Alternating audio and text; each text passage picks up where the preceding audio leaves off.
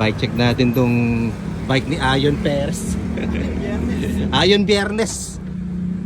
Colnago Y1 RS 2026 to, di ba? 2026. Group set niya. Yung shifter niya ay Dura Ace. Dura Ace. Tapos ano to? Carbon tie. Carbon tie, no? Tapos ang tawag dito, pre? LED. Crank arm. Tapos naka-look. Hindi pa to yung may power meter. Ang power meter ko yun mas dito. Ito, may power meter dito. Tapos look, ceramic, no? Carbon ceramic. Tapos ceramic speed na alpha ba tawag? Na pulley. Ang lupit naman ito. Oil slick. Yan, tapos scope na wheel set 65mm. Tapos naka-aptitude na throttle gauge. Pare may detalye pa pala yung logo, no? Ay yung ano, Colnago. Pati yan, yung mga ito. Oo nga, ito meron din. Kaya matulin. Tulis.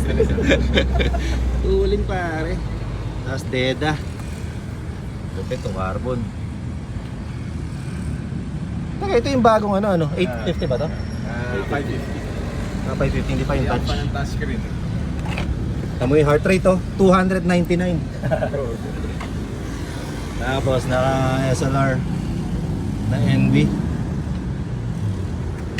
Hindi mo ba kapalitan ng ano dito, pare? Wala, alam mabili. Wala. Alam mabilan eh. Lupit ng ano, caliper. Ang tawag dito, pre? Braco. Braco. Pati yung rotor, Braco din. Ito.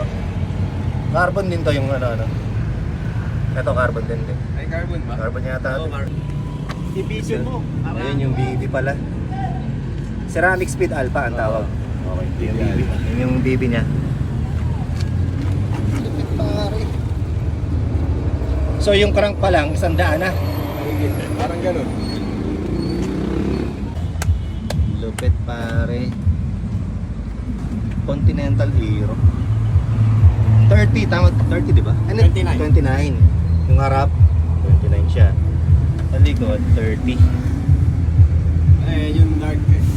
Madilim. Oo. Parang walang tatak, pero meron. Ayan. Ito. Okay. Yung SDR na multi-branch.